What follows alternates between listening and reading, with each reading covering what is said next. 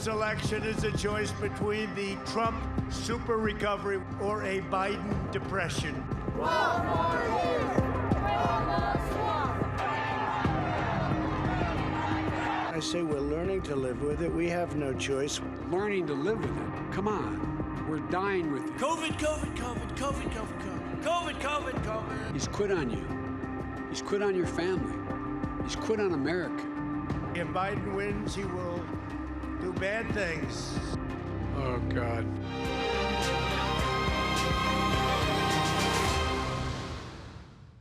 After months of campaigning and debating, America has a choice to make: a second term for Donald Trump or a new president in Joe Biden. The Democratic nominee is ahead in many polls, but so was Hillary Clinton in 2016. And just like 4 years ago, the campaigns have become vicious, with both candidates sparring over scandals, corruption, and COVID-19. But who's done more to convince the American people? Tierney Bonini reports.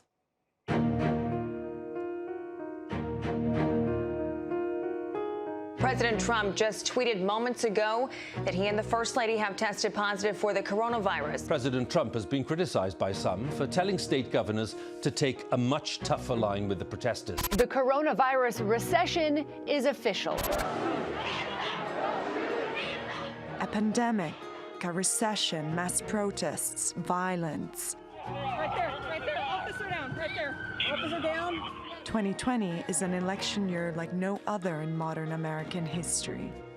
In just a few days, Americans will cast their vote for Donald Trump or Joe Biden. And how do I look, okay? Do I look okay? With the clock counting down to Election Day, the two candidates are targeting battleground states, hoping to swing voters either to the left or to the right. This election is a choice between a Trump super recovery, which we're in right now, or a Biden depression. We're facing multiple crises: COVID, economic devastation, unwarranted police violence, emboldened white nationalists. There's no reason why we can't just do so much more than we're doing. It's swing states like Florida or Pennsylvania that make or break an election. Pennsylvania, for example, voted Barack Obama in 2012, but has swung for Trump in 2016. Whomever will become president will steer the country in a very different direction. Atop President Trump's agenda is the economy, cracking down on social unrest and ending the pandemic by promising a rapid coronavirus vaccine. You turn on CNN, that's all they cover. COVID, COVID, pandemic, COVID, COVID, COVID. You know why? They're trying to talk everybody out of voting. Joe Biden wants to address climate change, racial injustice, police brutality, and tackle the pandemic by providing free coronavirus testing, contact tracing, and making wearing masks mandatory. Donald Trump said that COVID-19 count wasn't really going up. He suggested the doctors were inflating the numbers. Catch this, because doctors get more money. What in the hell's the matter with this man?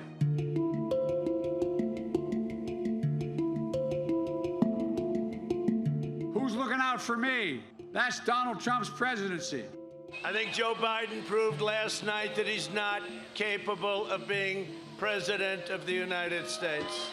Biden is ahead in many polls. And Trump has said he'll challenge the outcome of the election, claiming that mail-in ballots, which many Americans are using this year, are vulnerable to fraud. The president has also suggested that he might not accept the results. Will you commit to making sure that there is a peaceful transferal of power after the election? Well, we're going to have to see what happens. So, what happens if Donald Trump refuses to concede?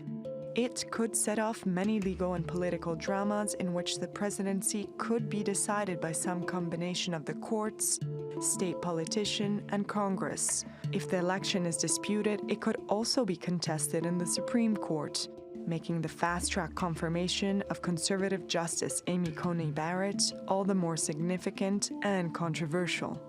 In a year full of uncertainties, America's most pressing issues will be at stake on Election Day 2020. Tierney Bonini, The Newsmakers. So, who will be victorious? Our next guest may have the answer. Professor Allan Lichtman has accurately predicted every U.S. election since 1984, and when he's not making presidential forecasts, he teaches history at the American University.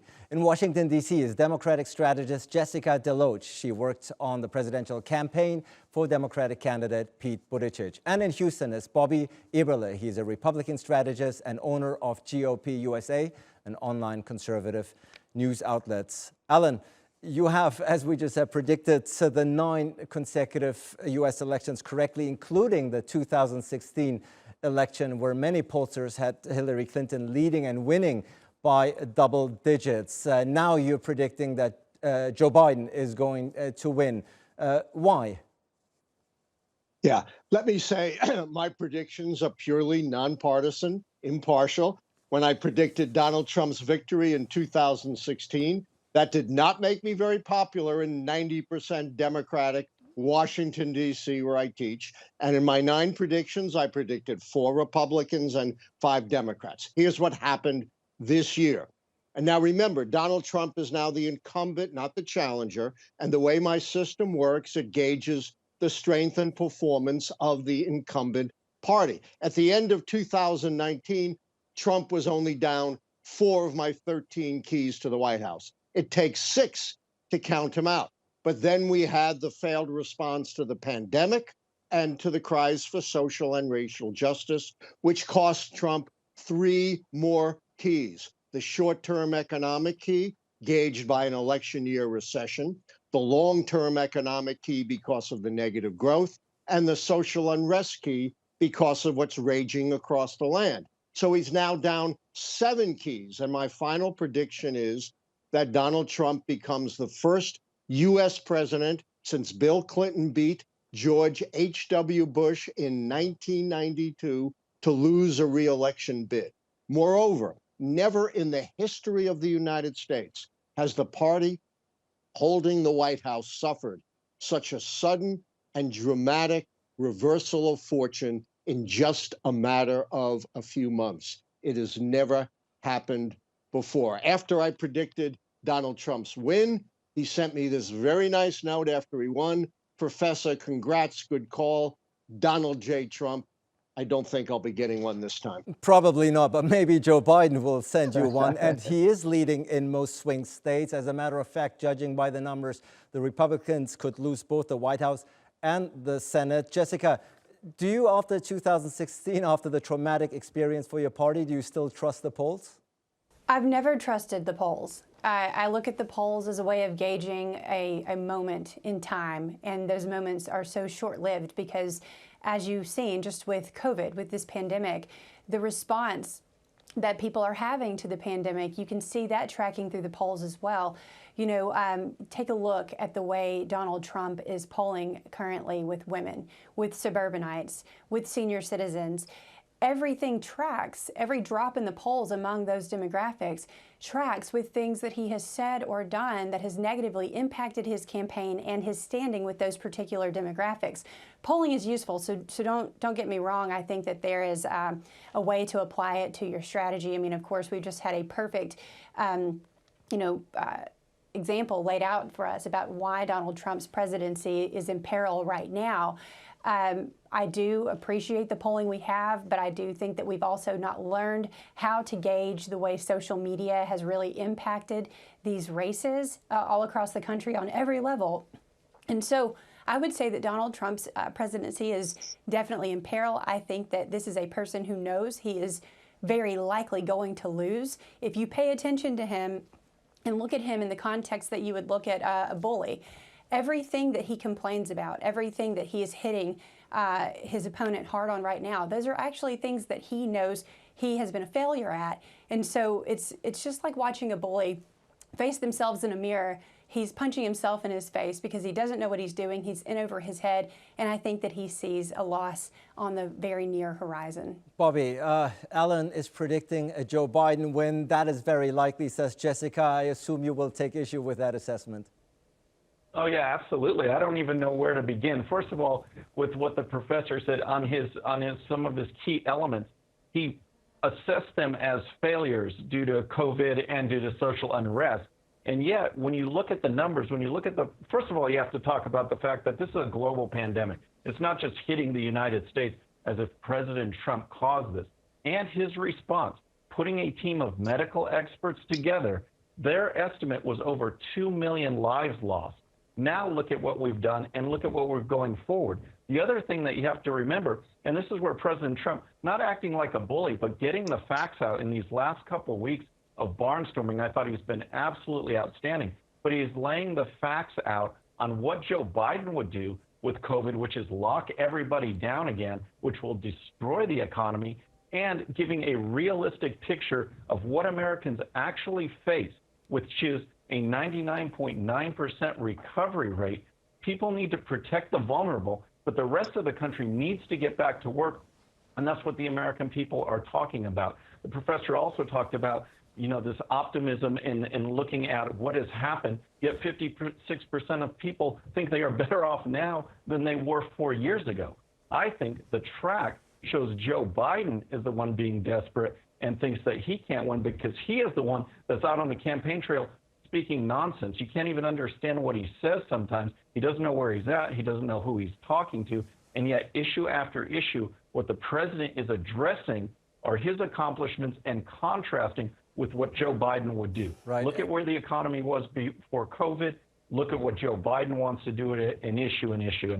Allan, regardless of who will win on November 3rd, one thing is for certain, the stakes are extremely high. This could be, as a matter of fact, the highest rate of voter turnout since 1908. 150 million people are expected to vote. That's 65% of all eligible voters. This is not your usual U.S. standard election, is it? No, but let me tell you, the keys retrospectively go all the way back to 1860 and prospectively since 1984. So there are a very robust system. They cover high turnout elections and low turnout elections. But I need to correct a few gross falsehoods that we just heard. 99.9% of Americans who get COVID don't recover. The death rate in America is 2 to 3%. And the effects of COVID go far beyond just the death rate. A lot of information now is coming out that even people who quote unquote recover still have long-term effects from the COVID pandemic. That's absolutely not true. And it is also, let me finish. Let me finish. That's true. You spoke. In addition, this 2 million figure is a complete red herring. That is a figure which says if we did absolutely nothing, but there's a big difference between doing absolutely nothing and doing what we should have done, and Trump did not do, mobilize the country, make sure we wear masks, make sure we wear social distance. And the leading scientists have said, if we had done that, which was absolutely basic, and Trump knew we should have done that. Look at the Bob Woodward interview where he said he knew it was much more deadly than the flu and was spread by the air. We could have saved more than 100,000 lives. And if we do it now, we could save again more than 100,000 lives. So let's get our facts right. Jessica, the pandemic, though, of course, is a very decisive issue, not just as a topic for voters, but also in the way people are voting this year. Mail-in ballots have been expanded due to pandemic. It is very likely to become a crucial issue on November 3rd and possibly beyond. Millions of mail-in votes. They say the U.S. Postal Office may be late in delivering the mail ballots, and we might have to wait weeks, if not months, to know who won. Is that the case? It's a possibility that we would have to wait. I'm preparing for there to be a delay in the counting of those votes. The entire reason that we moved in the direction of having mail-in ballots is because we have a system in place where we want people to be able to vote safely so they don't have to put themselves at risk to contract a virus that's been poorly managed by the Trump administration. Everything you just heard the professor say about COVID, about the after effects of COVID, that is real. You know, the way voter turnout looks right now is largely driven, I believe, by COVID and people's response to it and wanting to be able to cast that vote at a time that's so critical for our country. Our future is on the line. You know, it makes me very sad that the Republican Party is being so dishonest right now about all of the hardship that is yet to come with COVID. I'm tired of hearing the United States being compared to Europe. That's just a way of distracting the American people from what's on the horizon if this pandemic continues to be poorly managed. We're moving into the winter months. People are going to have to stay indoors. People are going to already be dealing with the flu. And by the way, you can have the flu on top of COVID. These are very dangerous circumstances that this administration doesn't seem to be taking seriously. Right. And instead, what they want to do is distract you by talking about Joe Biden. The last time I checked, the only person who wasn't able to speak coherent thoughts and in complete sentences was Donald J. Trump. The pettiness that has erupted from the Republican Party when it comes to diminishing the character and the ability of Joe Biden is something that the American people will roundly reject here in less than a week. And I hope that the Republican Party is ready to face the fact that their mismanagement of this pandemic is going to haunt their legacy forever, and they deserve it because it's theirs to own. Bobby, both in the United States, but even beyond, a lot of people are wondering what is going to happen, not just on November 3rd, but beyond. Some people are saying because of the mail-in ballots, which Donald Trump has unambiguously denounced and said he's not a fan of, which he says this opens the floodgate to irregularities and fraud. Some people say he might not even concede, even if the numbers would indicate that he has lost. What do you make of this? Well, I'll address that. But first of all, I've got to correct some of the things that are going on.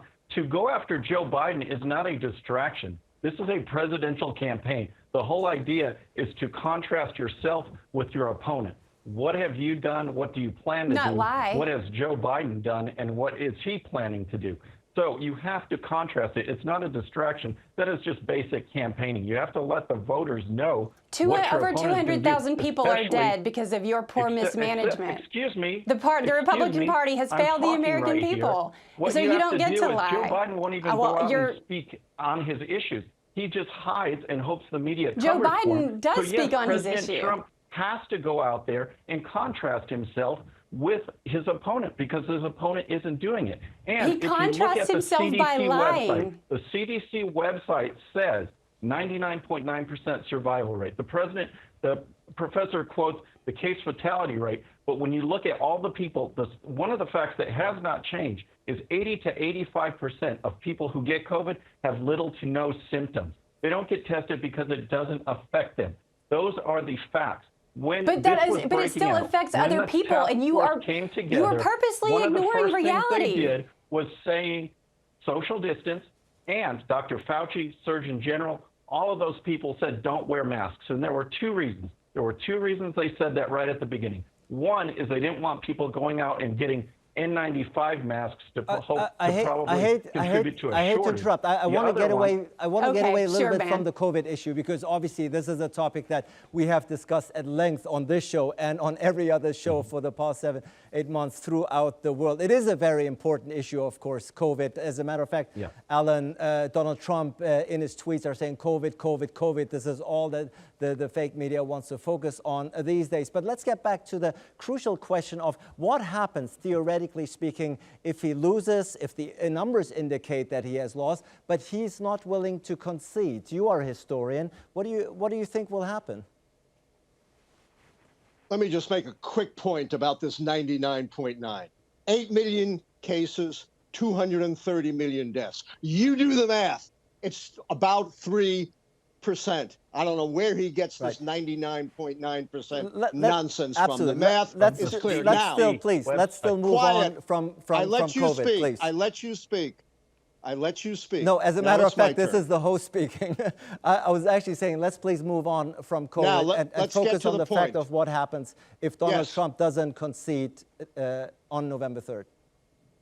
Nothing happens. Legally, Donald Trump does not have to concede. If the electoral vote count in December shows that Joe Biden has a majority of the Electoral College votes, he becomes president on January 20th, 2021. And not all of Trump's tears and blusters could wipe that out. We have quite often in this country had verdicts that occurred after election night. We know For example, in 2000, we didn't get a final verdict until December 12th, and every Republican in America rejoiced. They didn't care that it came over a month after Election Day. And even after delayed verdicts, disputed elections, there has always been a peaceful transfer of power. And we're going to have that. Trump is not going to barricade himself in the White House and call on the Proud Boys to defend him. So, he Allan, will go to his grave saying that he really won and the election was rigged, but it doesn't matter. That's not how the legal system works in America. So Allan, you're not concerned about the Republican candidate and the party challenging the mail-in ballot system. You're not concerned about the fact that the election chaos might move to the streets with armed paramilitary groups supporting Trump, taking it up on their own. You're not concerned about any of these scenarios that are being played out theoretically right now? You know, we've had fears of that before. After the contested election of 1876, which, by the way, was not decided until 2 days before Inauguration Day. There were talks about the Civil War recurring again, violence. It hasn't happened. It's never happened, no matter how disputed an election. And while there may be some small sporadic violence, we're not going to have another civil war. We're not going to have sustained violence, no matter what happens in this election. Jessica, 4 years ago, Hillary Clinton and the Democratic Party thought it had this one in the sack. It obviously turned out to be different. What is the mood amongst Democratic pollsters, party members like yourself right now? Obviously, the polls are indicating that you're ahead. Your candidate is ahead. There's reason for optimism, but I would assume, judging by what happened 4 years ago, there's also a sense of caution, isn't there? There's a lot of cautious optimism. I mean, again, I can't tell you how little I trust polls overall. 2016 taught the Democratic Party some very hard lessons, and I'm not certain that all of those lessons have been fully absorbed over the last 4 years, because there have been a ton of new issues and problems for the Democratic Party to navigate. Now, I do want to say one thing that the Democratic Party is concerned of is, let's say that all of the votes aren't counted on election night and that there is a delay. I am absolutely certain that Donald Trump will do everything within his power to call into question the results of this election, should things not be looking so great for himself. The amount of discord that he has sown through this society, with the way he attacks the media, with the way he attacks every bit of our infrastructure, our government, the establishment that's in place to help this country run, the way our elections are conducted, it's very dangerous. He has done more damage to the American people's trust in these systems that we have in place to have a functional society, and he's done it because he's a selfish person, because he is so used to manipulating his way into whatever outcome he wants. He knows so well how to deceive people, and I promise you, he is going to call into question the results of this election. The reason why he is talking about voter fraud through mail is because he knows that it's an easy way to attack the subconscious of the American people. He wants everyone to doubt everything that works against him, because by doing so, it allows him to maintain control. He is a classic narcissist, and he is a manipulator, and he is the kind of person who will not back away until he gets what he wants. And he's a dangerous person for having done that to our country. Bobby, do you think that the Republican establishment and Trump supporters would accept defeats come next week? Well, I think whichever side loses, I think they'll accept defeat as long as we see that the process was fair. I mean, they're talking about this whole program. They're talking about, will President Trump concede? Hillary Clinton is telling Joe Biden flat out, don't concede, because we know that with mail-in ballots coming in later, there's going to be a delay. There's no doubt about that. And so we'll have to see how that process plays out. If some of this stuff, like we've seen, and the other thing that your guest said about, like, President Trump has this diabolical plan to sow fear in the eyes of the American people on voter fraud, all he's doing is mentioning the documented cases of voter fraud. Please don't interrupt. All he does is point out case I'll say whatever I want to you. Case that we see historically and actually right now. Ballot cans are being destroyed. Ballots are being thrown away. They're not showing up. This is what's going on right now, not hypothetical case studies, actual cases right now that are happening. So pointing it out is only informing the American people because the media does not do that. But I think whatever happens, whatever cases get litigated between now and December, I think the actual winner will be crowned and the person who loses will accept it. We just need to have it fair. That's what President Trump has talked about over and over again. Fair and free elections. Go vote in person. Have an ID that shows who you are so we can document it. I don't care if you're a Democrat, Republican. Go out and vote and just do it in a legal way that we can document so it's fair and we actually know the winner. And certainly people Let me respond to that. Very quickly, I'd though, like to Allan, get in because on we're this. running out of time. 30 seconds, please. Very quickly, I've studied the issue of voter fraud. I've been an expert witness in 100 civil and voting rights cases. It is essentially non-existent by mail-in ballots or any other means, and that is validated by every study, including studies by the National Republican Lawyers Association and the Heritage Foundation. The National Republican Lawyers Foundation, which tried to find fraud, found so little fraud they had to wipe out their website. Allan Lichtman, Jessica DeLoach, and Bobby Eberle, thank you so much for a very spirited discussion. Obviously, we are very much looking forward and in suspense of what's going to happen. And thank you out there for watching. Hope to see you again next time for a new edition of Newsmakers.